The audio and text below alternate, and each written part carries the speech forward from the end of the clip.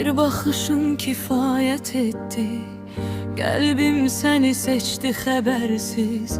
Adını her gece pıçıldadım. Sensiz şehir belə renksiz.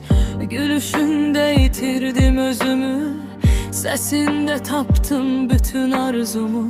Hiç kimsenin kimi olmadı. Yüreğim yazdı yalnız adını. Yakın gel, zaman dayansın. Bu gece yalnız biz danışak. Sen varsansa dünya güzeldir. Kalan her şey koy uzak kalsın. Sen benim en güzel mahnımsan. Her notunda yaşayan arzumsan.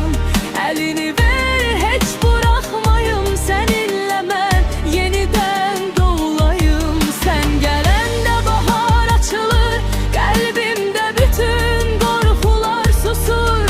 Bir ömür de azdır sevgine benim, bütün dünyam sensen.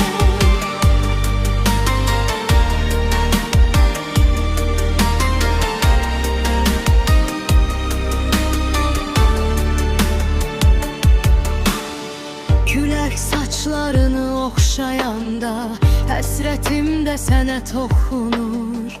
Sen gülende hayat değişir, karanlıkta ışık olur.